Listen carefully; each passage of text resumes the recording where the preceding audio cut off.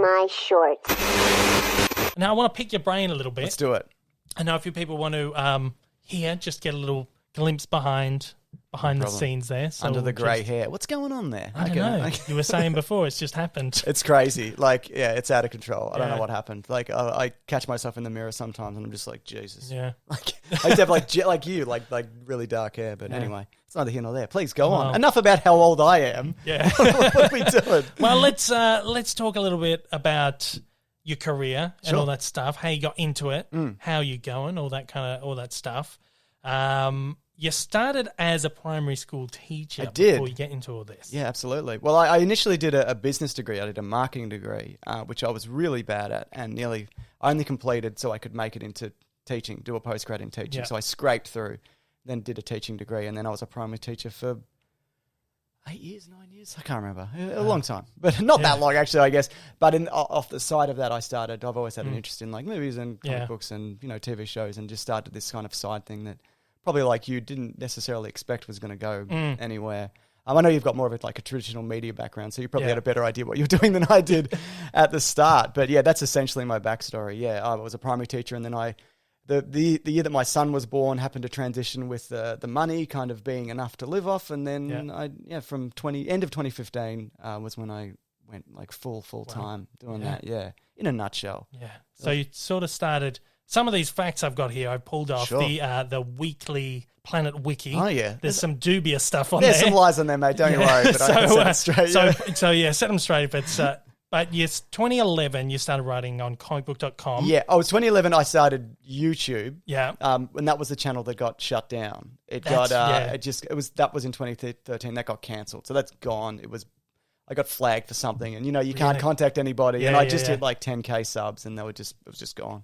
So then I had to restart. Yeah. I think so. It might have been 2013. I was at Comic Book Movie, but yeah, I was emailing around all like the big sites to be like, "Do you want some videos? Do you want someone to write for you, or whatever?" And I nearly got onto Screen Rant, and then that fell through, and then I just got out of the blue from Comic Book Movie from something might have been an Iron Man 3 review, and then kind of went from there for a little bit. Yeah. What was the first ever video you did for that first channel? The first one, it was like a movie news video. It wasn't like dissimilar from like this. Just like it's not good. Like I don't even know. It's gone as well. I don't think I've got a copy of it anywhere. It's on an old computer. But yeah, it was just like, this is coming up. I think it was talking about the next Fast and Furious. And I did it in black and white for some reason as well. Because I'm like, it's like the news, like a newspaper, so black and white. Which in hindsight, that doesn't make any sense.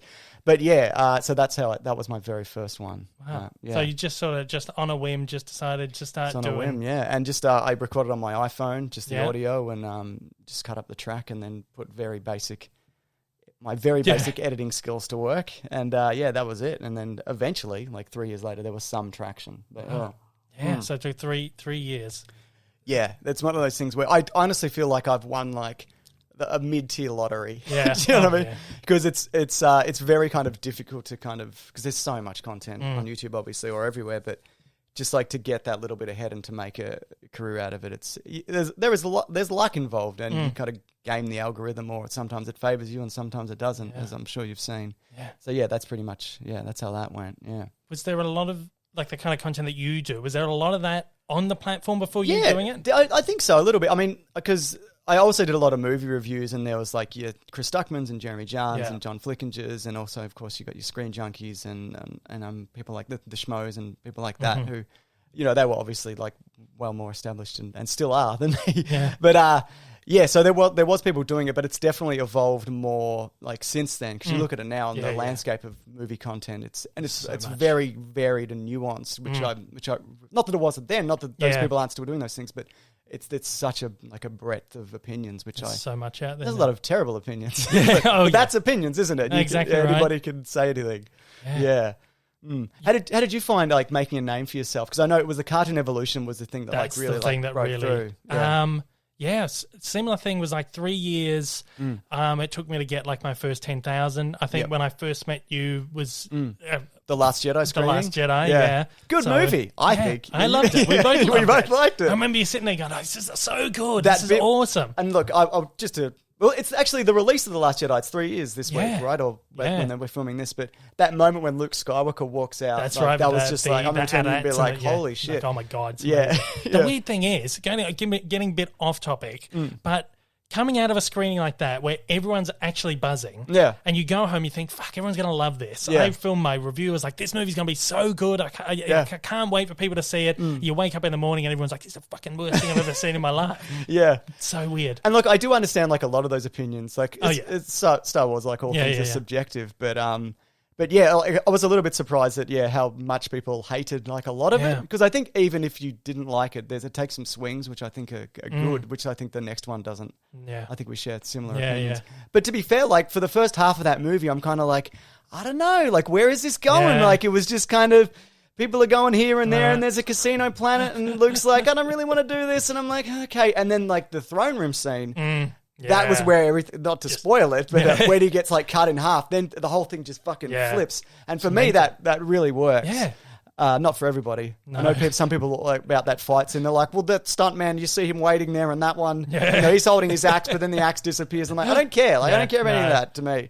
But anyway, if you hate it, I understand, because a lot of people tell me they do. Yeah, well, every day. I hear it all the time. But then I think I was on 6,000 maybe at the time. Yeah, right. And my first video that really sort of, like, it wasn't huge. I think it was maybe, it was like 500. My first 500,000 view video was on the back of that. It was some video that I did on that. And that got me over 10,000 by that Christmas. And then, it was really that Cartoon Evolution. I started with the Disney ones. Yes. This was last year, or end of 2018. Oh, yeah, because the Mickey Mouse 90th anniversary thing in November of 2018. And that one went really well, and that hit 100,000. I was like, it's really nice. I'll do one for Donald Duck or Goofy or whatever I did next. And that did the same, plus some. Yeah. I thought, I'll do another one. Wait a minute. And then they just kept. So that was the one thing that was almost like, so this is really starting to take off then. But it is a long slug. And it is like, it's one of those things where it's just like, you can work your butt off, but at the end of the day, it is all luck. Yeah, it's down to the algorithm. It's down to timing. I put up a number of my evolution videos this year have underperformed really badly. Yeah, right. Do you think that's because of characters or timing? I think it's a bit of everything. It's almost like even with the COVID thing, a lot of people stopped watching. Yeah. And I think even just some of the characters maybe weren't ones that people are interested in. Yeah, right. Stuff like that. But then I did one last month, which was the Animaniacs one. It fucking blew up. Yeah. It's like 600,000, almost 600,000 views. And I guess that also ties into that is back. Like, I can imagine when Space Jam comes around, and, if you do it, I don't want to spoil what you're doing. Not that I actually know what you're doing, but definitely, yeah. Yeah, it's just, I found that with the ones that I do, if you time them correctly, they tend to do better, but you just can't predict it. And sometimes things like they don't catch on until much later. Yeah. And then you look like 6 months and you're like, shit, that's got like 400,000 views. And I just just wrote that off. I didn't even think about it. And it gets caught in the algorithm and suddenly starts getting referred to people. I just noticed the other day, actually, one that I did, the Scooby-Doo one. That was the first one that just did not move at first. It's really surprising because I was shocked. I was like, oh no, this one's not performing well. Now it's like my fourth most viewed one. It's on like 400, 500,000 views or something. So that's one that's just taken a little bit of time. But even that the Bugs Bunny one was the very first non-Disney one I did, and I was just shit my pants about, like, oh my god. You thought people were going to be like, what the hell, what man? Are you doing? I had people going, do Looney Tunes, do this, do something, and I thought, you know what, I'd exhausted all the Disney characters. Yeah. I'm going to have to do it. And I was actually really shocked. That's like my number one now. Yeah. That's my number one video ever, 1.2 million or something. Oh, awesome. And that also, like, in hindsight, that makes so much sense that would work. But I can see why, because I know originally, because when you were Disney Dave, there would be that reluctance to be like, do people actually want to see this? Exactly. Because sometimes you get punished for slightly changing something. Yeah. Well, that's part of why I wanted to rebrand so early. Totally. I think I'd hit like 2,000 or 3,000, and I almost thought, well, I've got like somewhat of a seed of a following. Yeah. I don't want to leave it too much longer when I can't do it. And you feel like a bit of a knob when you're trying to. I was doing vlogs and stuff at that time. Hey, Disney Dave here. And I just needed to rebrand. Everyone was vlogging. Exactly right. I still do it a little bit. Yeah, there's nothing wrong with it at all. Yeah. But yeah. Need the snake. Sorry, don't mind me. Yeah, you can have the orange. I don't like the orange. I haven't been eating sugar. This is not a good idea for me. Yeah. God, won't tell your wife. no, she's pretty good. She's like, you should eat more. You look like shit. No, That's all right. I keep rubbishing my wife. She's wonderful. She's the best person I know. Got to rib you a little bit. Yeah. Now, you do strictly narration stuff, narration-based stuff. And I remember you telling me, I don't know if I've remembered this correctly or not, but you're doing the narration stuff so that the students didn't find you on YouTube? Well, it's also like it's a number of things. That was like initially it. Yeah. Not that I also thought that nobody's going to find this. Yeah. So it wasn't a problem. Yeah. I actually had a few students towards the end being like, are you this guy? And I'm like, that's crazy. Why would I be that guy? Yeah. I'm this guy. I'm the guy you see every day. But so yeah, it was partly that. It's partially like I'm not good with cameras and things like that. I can hold a phone and set up like a very basic thing, but I kind of like how you've set up this. If I do film something, I want to do it properly. Also, don't really like being on camera. If I'm honest, it's not my forte. Yeah, I'm like you guys you're pros at this. Oh, thank you very much. You're doing TV, mate. You're doing TV in like late 2000s. Yeah, Want to call it TV? I don't know. It was on TV. It was on TV. Yeah, it was a bit of fun. We learned a lot doing that show. It was a learning curve more than anything, but yeah, it was on TV. I got recognised by like 3 people. There you go. So Exactly. there you go. Yeah. And that's the thing, like even the things that you do, this is a very common piece of advice, but it all adds up to something, you know what I mean? Yeah, oh, exactly. I'm slightly better at public speaking because something I hate and don't like doing, but when we occasionally do live shows because with teaching, you just do it. Yeah. And then when I got up there, I'm like, oh shit, I'm good at this. Well, not good at it. I can do it, I should say. Yeah. And it's just because I just happen to be doing it. You know, you don't really realize what you're picking up on the way. Yeah. Well, I don't do a lot of to camera stuff anymore. I've found that the stuff where I do narration performs better than anything where I'm on camera. So they don't like your face. What you want to pull from that, you know? But yeah, I feel the only stuff I really do to camera now is like if I do like a movie review or something like that. And now I tried doing movie reviews with narration. Yeah. But the first time I applied for accreditation with Rotten Tomatoes, they said we can't accredit you unless your reviews are on camera. Oh, really? Yeah. That's a odd rule. Yeah. Yeah. So they don't count. I think because it's a narration, they count it an editorial, so they don't count editorials or rankings or things like that as a review. Okay. So unless you're sitting there on the. But what about if you're like a podcast? So like, you know, like the Commode and Mayo. Yeah. I mean, that's also filmed, to be fair. But I think it depends on on what you're trying to apply as, or what because you don't just have to get accreditation for yourself, you have to get it for your outlet as well. Right. Yeah. So I think it probably is on an outlet by outlet basis. So like people that are doing newspaper reviews, there's probably a set of guidelines, and it's probably the same with podcasts, probably a set of guidelines that you have to fit in. And one of the guidelines was had to do. Well, they said we don't have any like minimum or maximum amount of reviews you have to do a month, but we'd prefer that you do at least 3 a month. Okay, sure. Yeah. So okay. Do you find that actually helps? Like people click through to your videos through that? Because you can track that through YouTube.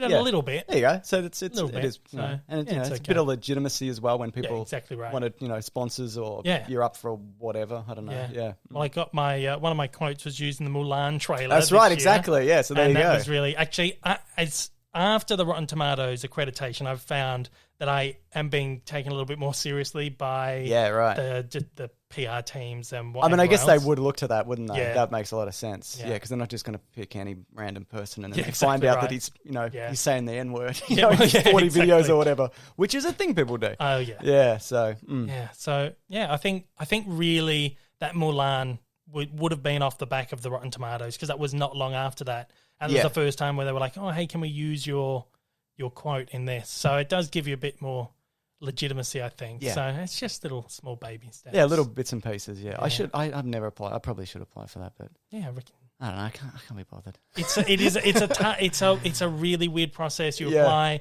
and you don't hear back for 6 months. Yeah, I've heard a few people have similar stories that, it takes a while. Also, I don't really do reviews on YouTube anymore because I find the speed that you have to put them out is it can...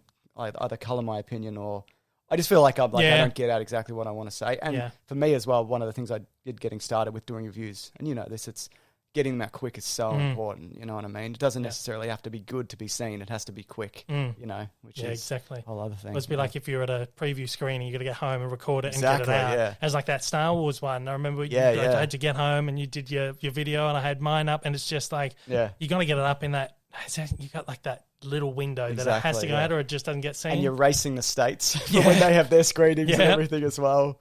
Yeah, absolutely. And usually the embargo's already opened in the States. Yeah, exactly. By the time we get to see the film. It's already done. So, but yeah, then every now and then you get a Marvel movie, which is opens here early or something like that. Which is beautiful. Well, actually, the Infinity War one, I went home and did like an end credit scene video. Yeah, right. And that was my first one to hit 1 million. Right. And that was because we saw that. It was essentially like 3 days before it the was. US. It was like a Monday crazy. or something. Yeah, a Monday or a Tuesday. Yeah, that's right. I think because we had Anzac Day or something. I think it was Anzac Day, Memorial Day or something. Right. They opened it in one of them. Yeah. And then you got out for the holiday. So that was good. That was another one that kind of... You bloody just get in there, mate. Yeah, exactly. That's it. Your podcast, talking about the podcast, 2017? Actually, I think that was 2013. I think you might have had it on here. Yeah, 2013. 2017 is the Planet Broadcasting Network. Yes, that's a different thing. So 2013, the podcast, now that's kind of that spins out of the YouTube channel. So that was with my friend Nick Mason, friend of the show probably. But we knew each other when we were teenagers. We've now known each other 20 plus years somehow.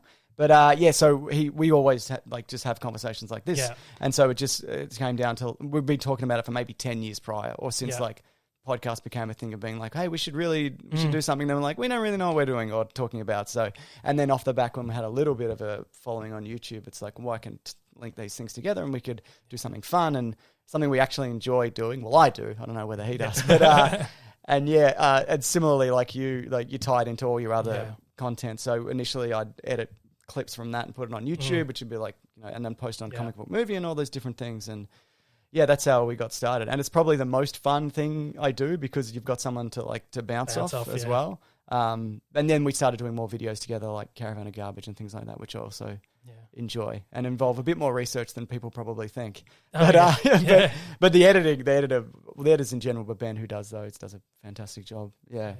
Awesome stuff. Yeah. So the Planet Broadcasting Network, 2017. Now that's off the back of that. That's off the back of that. Explain a little bit about... The idea is just to get a bunch of Australian podcasters, like comedians, different kind of voices, and trying to, and they basically acts as a platform where they can, at a hub to, not to kind of pull everybody together and then, put that out there in the world. And it's also a way of getting everybody sponsorship as well. The idea is as well that, you kind of promote each other a little bit just to kind of get it out there, and also that nobody's like locked in. So if you're a member, you're not tied in and we don't take all of your money. Yeah. And then we own your thing. It's like, no, you own your thing. And if you want to do a different thing, then you can go do a different thing. And so that's essentially the idea, to just kind of get some voices out there. And a lot of those people are they're all great. They're all really great. Auntie Donna, of course, recently. Yeah. They're more success. They would have been successful regardless, but they've got the podcast there as well. And it's really terrific. Yeah. I think. Anyway. That's awesome. The good thing is, at least you've got all these different businesses you got going with the YouTube, the podcasting. So if YouTube decides it wants to upend itself, exactly, you've got something to fall back on. I remember the plan, telling me something about that at one point. Exactly, just a whole lot of plates spinning, and if one falls down, which it did with the start of COVID, and YouTube revenue fell off a cliff. Mm-hmm.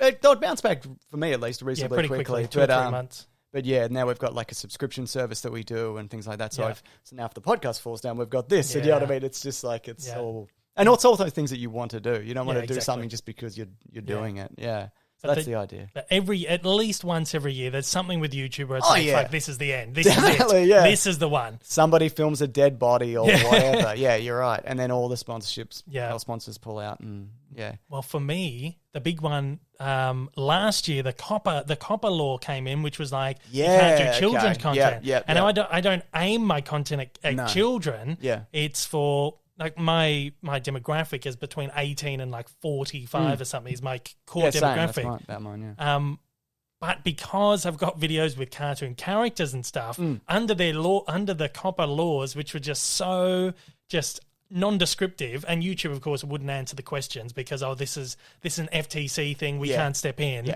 Yeah. It was almost like, shit, well, can I not do these? Because one of the guidelines was videos with cartoon characters. is considered as pretty broad. Yeah. Because then, like, what do you do for, like, Rick and Morty or Yeah, whatever? exactly Where's right. the line? Yeah. So vague. I know. But they obviously intentionally do that so they don't have to have a hard line Yeah, on. exactly right. And then anything in particular. But I had a little bit of trouble at the beginning. They flagged a bunch of my videos. Yeah, right. And I overturned it, luckily, and that was fine. I haven't had any issues since. Yeah. But there's always something like that comes up every year. It's almost like, oh, this is it. This is going to be the end. You'd absolutely, and it could just be your channel in particular as well. It might not be like a site-wide thing. Exactly. I thought I'd lost my channel the other day because I went to log in and like the YouTube was down, like my page was down. I'm like, oh shit, I've been wiped again. Yeah. And it turned out that YouTube and Google were just, you probably know, just down. So that to me, I was like, whew, everything's down. Thank goodness everybody's in dire straits. It's not just me. It's happened twice. Yeah, it's been, I don't know what's going on with that. Yeah. I don't know. Someone's kicking some plugs out of the wall over there. Yeah. So you are doing all these things. You're so busy. To be fair, like there's a really good team of editors. Like I mentioned Ben, Matt, Mitch, Collings, who does editing, but also like he edits the podcast. He does a bunch of socials and site stuff, and he does so much as well. My wife obviously does a bunch of stuff, and we have Claire. We do a podcast together. Mason's obviously he seems like he's doing nothing, but he's doing stuff. Don't you even worry about it. So it's not just me. Like initially it was just me, which was very difficult. So now it seems like there's more going on than there probably is. I'd imagine, just allocating stuff that to people. The team just kind of lightens the load a bit. Exactly. What's like a week to week for you? It's kind of all over the place, to be honest. Like me and Mason record normally on a Sunday, and then go out. The show goes out on a Monday. The podcast, that is, around the same time as yours, or the YouTube element of that. And then we'll meet on Thursday to record a bunch of Caravan of Garbages and videos or whatever, and then it's just in between that, it's just editing audio and sending it off and to the editors, and kind of brief discussions about how to do that, and like a little bit of socials. But it doesn't really look like one thing. It's whenever I can get like a minute. Like if my kid's at kindergarten, then I'm like, right, I can sit down and do this, or I'll have the baby and then Claire will do something, and do you know what I mean? It's whenever I can do it. So I know for you, it's like you wake up in the morning, you watch a movie, and your day starts. I don't really have that. I think I will more next year because my son's starting school. Yeah, it's gonna be a bit more normality. But then once the kid starts to move, the new one, then that'll change again. So it's not like it's not set in stone. It's not very exciting. Yeah, but it's also trying to watch stuff and at night. I also work a lot at night. Like I work late because it's just it's just quiet. Yeah. I think I don't know. I try and have this. I don't have like a real schedule. I have a bunch of stuff I need to do, and I'm like, well, I'll try and get this done today, do this done, and whenever it happens, like I try and say I get up, I watch something, and then I get into work by 9. But half the time, I'm just like I can't be bothered. Yeah, I get into it at 11, but then I end up working till like 7 or 8 o'clock at night. Exactly. Yeah. That's it. And it's you got to juggle everything else around, like all people, like all jobs. Right. Yeah, you got to shopping and friends and whatever. It's life things that people you understand things, doing things. So I wish I had a more exciting kind of like, and I'm on Hollywood red carpets, I'm shaking hands with Tom Cruise or whatever. No, I've never met anybody very, very, very famous. Though you have, couple, yeah. It's kind of interesting to know. I'd love to be at a point where I could be making enough to just pay someone to edit something or something like that. So just because there's so much I want to do, and I do this. I've done this the last couple of months where I've been like, I release like a list of stuff I'm going to do throughout the month to subscribers and stuff. And a lot of the time there's 1 or 2 things on there that I don't get around to because it just gets so busy. Yeah. I just love to be able to go, I'm going to write this stuff, I'll narrate it, and then ship it off to someone else to sort of edit. To make it, exactly, yeah. And it took, it was a slow process for me. It was initially like Collings was doing the socials. That was just something he just did, and we weren't paying him, and now he's like a full-time. Yeah. We pay him like a full-time wage, and then like Ben came in to help with the editing, and it was like a slow process. But I never extended myself more than I could afford. Yeah. Do you know what I mean? Like if I pay somebody something, I try to make sure that video makes the revenue back. That back. You know what I mean? And more often than not, it does. And also, you don't want to like underpay people. No, obviously, exactly right. So you don't want people doing stuff for free or giving them next to nothing. So so it's tricky. Yeah, I wish I had an answer, but it's just it's just. It's hard. It sucks. That's right. Well, you're doing well, which is good. Are you making? It's not that hard. I say teaching was harder. I say people have People have much harder jobs. Yeah. Yeah. What am I talking about? It is a weird thing It's to weird. do. I don't know about you, but I don't really tell people when I meet them. They're like, "What do you do?" And I'm like, Yeah. "I used to be a teacher, but now I'm I have like a podcasting." Yeah, I never quite know what to say. Yeah. Never quite know. Also, people don't care, which is fine. No, exactly right. Yeah. Nobody cares. We briefly said this year has been weird on the platform. Yeah. Revenue did a little dip and came back up, and just all these kinds of particularly with no big movies coming out or anything. And of course, you focus on all the big comic book blockbusters and all that kind of stuff that you base all your content around. I know me as someone who's a smaller creator, complete upheaval of everything I wanted to do for the year. Yeah. I sit there and I plan at the beginning of the year. I've only been doing this last couple of years when I've been taking it a bit more seriously. But I sit there and I go, okay, well, I look at all the big release dates for the year. I go, okay, I need to do this. I might do like a ranking video to coincide with this. Yep. I'll do the review. I'll do whatever else. So I'll sit there at the beginning of the year to plan out the whole year. And this year, it was like, oh, this movie's been delayed. Cross that out. Yep. We won't do that. Move that to the end of the year. Yeah, exactly. Oh, this one's been delayed. Yeah. Then got to a point where it's like, no, you have to throw it all out. Yeah. It's done. And even with like a lot of these movies that are going to Netflix or Disney Plus or whatever, they drop the trailer the week before it goes out. That's so it's right, like, yeah. shit, so I got to cover this. Don't even know. But for you, doing all these big things, I've noticed you were experimenting a lot with the kind of content that like you had to. You had to kind totally. of experiment with. In a way, it's been kind of nice not to chase something every week, because one of my favorite things to do is like Caravan of Garbage Work and be like, earlier this year we did the Spider-Man. Maybe that was last year. Yeah. I don't know. What are years anymore? But like you're just being like, okay, for example, we recently did the Tim Allen Santa Claus trilogy, and just being able to go, normally this would be a month where it would be like a Star Wars release or whatever, and I'd not have to, but you do something related to that, and it's nice to be able to go, let's just pick something fun that people want to see and whatever. And like we did 3 of the Mission Impossible movies, which you probably wouldn't have normally done because of other releases. So it's been nice to kind of do, like, not necessarily have the content like dictate what you do, and a bit more freedom in that way, which I think I might even stick to a little bit after everything comes back, because next year everything's what a years. I don't know. But just like every week there's a new thing, and on top of the Marvel shows and the HBO Max stuff is coming home, and it's going to be chaotic. Yeah. No, I've had to experiment a bit, but I've found it freeing as well to be able to just do stuff. Even like the cartoon evolutions and stuff, just to give me more time to focus on them, because they might take me 2 weeks to do. And not having to stick to that one thing is pretty good. But yeah. Crazy. I had a dip in revenue. Yeah, it must have been like March or something. Real bad. Yeah, right. Like I'd not, but like that sounds so right, low that was like almost like I haven't been paid, this level for a long time. Yeah, but it crawled up pretty quickly, so everything got back to normal. But I did a poll. Not that polls are usually, sometimes I do a poll and the opposite thing to what the people have voted is like what actually turns out being. Yeah, right. But I did a poll which was like, why and I think it coincided with a lot of the evolutions kind of underperforming as well. So I was like, why are these getting lower views and stuff? Why is the content not performing as well? And it was stuff like 2020, haven't had much time to view, all these other stuff. And that was kind of what came out at the end. People were like, I'm like 80%. It was like 2020. Yeah, right, yeah. And it was funny because when everything happened, people were saying, oh, everyone's going to be on YouTube watching your stuff now, or you're going to get so many views. It was completely the opposite.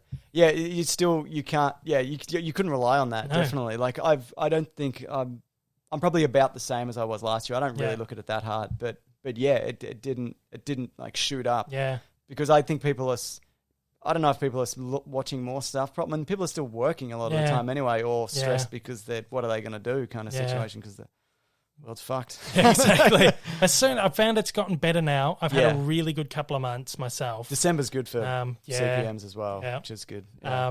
And I don't know. I think what I'd heard from a lot of people was that they do a lot of their commuting. They do a lot of their viewing while they're commuting to work and back. Of course, yeah, right. So you'll lose a lot of viewers when people are not going to work. That's anymore. true. Well, that's a good point, because since I quit teaching, I listen to less podcasts now. Like I watch more stuff because I'll just prop something up while I'm doing whatever. You know what I mean? Yeah, that's probably that makes sense to me. Yeah.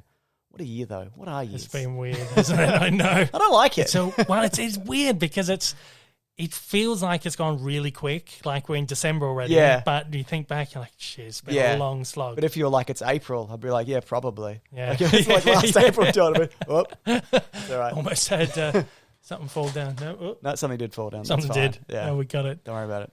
Hey everyone, if you haven't yet, smash that big old subscribe button up on your screen to keep up to date with all my content, and hit that like button down below. Also, don't forget to check me out on social media, and please consider supporting me over on Patreon for as little as $1 a month for exclusive videos, early access content, and to get your name up on the screen. Thanks again for watching.